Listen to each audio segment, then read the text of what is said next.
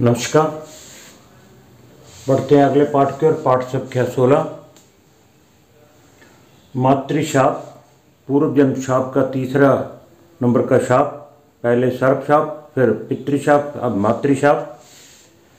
इसके पीछे हमने 2 पाठ पढ़े जिनमें 4 श्लोकों की चर्चा की, अध्ययन किया। अब 2 श्लोक इस पाठ में भी लेकर हाजिर हुए हूँ।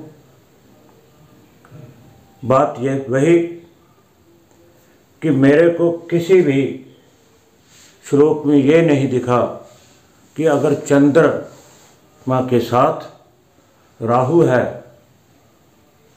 तो ग्रहण दोष या मातृदोष है, सिर्फ चंद्रमा के साथ होने से। नहीं, बाकी ग्रहों का क्या प्रभाव है, उनका क्या योगदान है, क्या योग बनता है, यह हमें खुद ध्यान में रखना होगा। पितृ शाप में हमने लगन, पंचम और पितृस्थान नवम की चर्चा थी और कारक गुरु को लिया था, संतान के कारक को, और सूर्य की भी चर्चा थी। और इस पाठ में जो पितृशाप का चले आ रहे हैं उनमें लग्न के साथ चतुर्थ भाव की और पंचम चंद्रमा और कारक भाई संतान का गुरु। पंचम पंचमेश और कारक की तो बात होगी क्योंकि संतान से संबंधित है, और साथ में चंद्रमा और चौथे भाव की भी चर्चा होती है इस शाप में। और उसके साथ ये प्रभाव किसके ऊपर होता है? लगन के ऊपर। तो हम लगन को भी जरूर देखेंगे। मात्र अपने कार्य की सिद्धि, अपने कार्य के, अपने फायदे के लिए कृपया दूसरों का नुकसान नहीं होना चाहिए। इन सब बातों के लिए मैं लगातार कहता आ रहा हूँ क्योंकि ऐसे बहुत प्रश्न आते हैं कि हमारा सूर्य ग्रहण का उपाय कर दीजिए, चंद्रमा ग्रहण का उपाय कर दीजिए, हमारे ये पितृशाप है या मातृशाप है। इन 2 शापों की बात करते हैं, बाकी 6 की तो बात होती ही नहीं। चाहे सर्प शाप है, चाहे भ्रातृ है, चाहे ब्रह्म, मातुल्य, प्रेत और पत्नी शाप, इनकी बात नहीं होती। इन 2 शापों के पीछे खूब दौड़ते हैं सज्जन। मेरा आपसे अनुरोध है कि आप ज्ञानवान होइए। खुद शास्त्र, मैं खुद कहता हूं कि ये श्लोक, मैं शुरू से ही जब से ये अध्याय शुरू हुआ है कि ये श्लोक पराशर जी महाराज के हैं, बृहद होरा पराशर शास्त्र से लिए गए हैं। आप खुद जाकर पढ़िए, वहाँ डेफिनेशन भी दी रखी है, एक्सप्लेन किया हुआ है, इंग्लिश में भी और हिंदी में भी उपलब्ध है। बढ़ते हैं अगले श्लोक की ओर। कहते हैं पुत्र स्थान दीपे चंद्रे मंद रहवार संयुक्ते। किस किस की युति है? पुत्र स्थान दीपे, पंचम का स्वामी, चंद्रे चंद्रमा, मंद शनि, रहवार राहु संयुक्ते। ये चारों इकट्ठे हों। ये नहीं चंद्रमा के साथ राहु आ गया। किस किस की बात की थी? चंद्रमा के साथ पंचमेश भी हो, पुत्र स्थान दीपे चंद्रे मंद रहवार संयुक्ते। ये चारों ग्रह कौन कौन? पंचम का स्वामी कोई भी हो सकता है। मेष राशि है तो सूर्य है, वृष राशि है तो बुध है, ऐसे, ठीक है ना। तो साथ में कौन? शनि और राहु। ये चारों इकट्ठे हों, संयुक्त हों, संयुक्ते। और हों कहाँ? भागवे व पुत्र भावे, भावे वा। या तो भागवे भाग्य स्थान पे, या पुत्र भावे बा, या फिर कहाँ हो पंचम में। बहुत सीधी बात है। ये चारों ग्रह कहाँ पर इकट्ठे होकर बैठे हो, या यहाँ पे या यहाँ पे।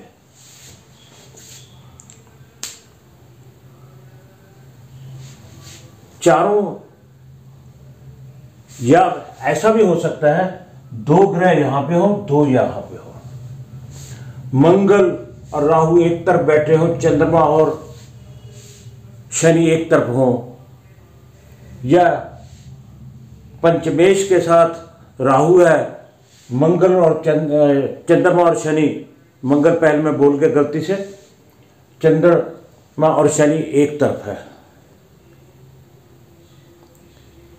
तो ये दोनों भाव क्या होते हैं, कमजोर हो जाते हैं, क्योंकि हम भावात भावम के नियम से पंचम से पंचम क्या होता है, नवम होता है।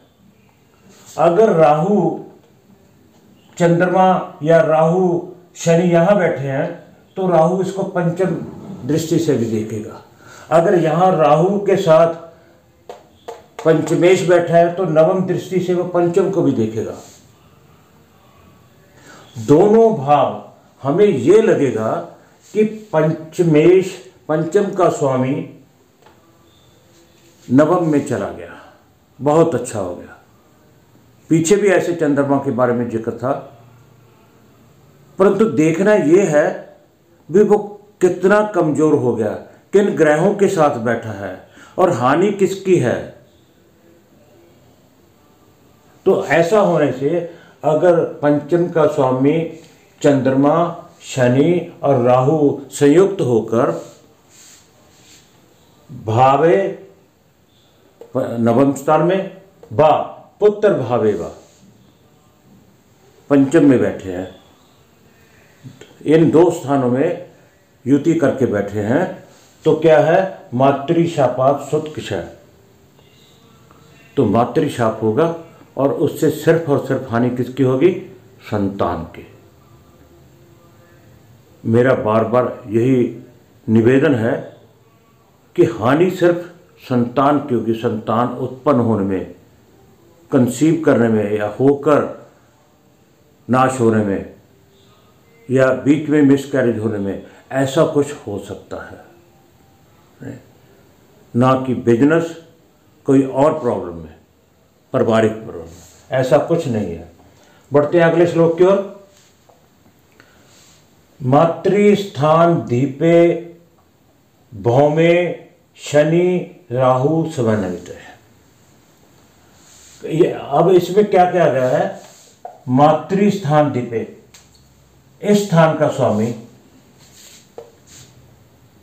भौमे मंगल शनि राहु समन्वित, तीनों के साथ बैठा है। चतुर्थेश कोई भी हो सकता है, चौथे का स्वामी कोई भी हो सकता है, वो बैठा कितने, चलो यही बैठ गए, फोर्थ लॉर्ड किसके साथ, मंगल शनि और राहु, इन तीनों के साथ युति करके बैठा है। और आगे क्या है, चंद्र भानु युते पुत्रे, चंद्रमा और सूर्य युते, ये युति करके बैठे हैं, पुत्रे लगने बाह, या तो सूर्य और चंद्रमा यहां बैठे हो, या फिर पुत्रे सूर्य और चंद्रमा यहां बैठे हो, दोनों में से किसी स्थान पर भी बैठे हो। मात्रा का कारक चंद्रमा वो भी पीड़ित है, सूर्य के साथ अस्त भी हो सकता है नहीं। और चौथे स्थान का स्वामी वो किसके साथ बैठा है, मंगल शनि और राहु के साथ। तो ऐसा होने से क्या होगा,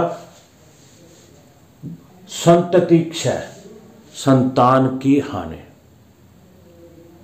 तो संतान की हानि बताई गई है किससे, अगर मातृस्थान चौथे का स्वामी मंगल शनि राहु के साथ युति करके कहीं 12 भावों में कहीं पे भी बैठा है और सूर्य और चंद्रमा लगन में या फिर पंचम में बैठे हैं तो मातृशापात सुत क्षय यानी संतति क्षय होता है, मातृशाप बनता है और इससे सिर्फ और सिर्फ हानि किसकी होती है? संतान की होती है। सो कृपया पाठ को क्रम से पढ़िए, बहुत आसान है, कोई मुश्किल बात नहीं है। अगर खुद भी पढ़ेंगे तो स्वयं अध्ययन कीजिए, ग्रंथों का टेक्स्ट बुक्स पढ़िए, पराशर जी के होरा पराशर जी का जो शास्त्र है उसको पढ़िए। आप खुद और खुद जान जाएंगे कि जो सोशल मीडिया में कहा गया वो सत्य है या कि ये श्लोक सत्य है। ये निर्णय आपने करना है। मैं तो बोलता ही रहता हूँ। मैं आपके साथ हूँ कि आपकी हानि ना हो, आपका नुकसान ना हो, जो लाखों रुपया इस दोष को बताकर ले जाते हैं। अगर वित्त अनुसार हो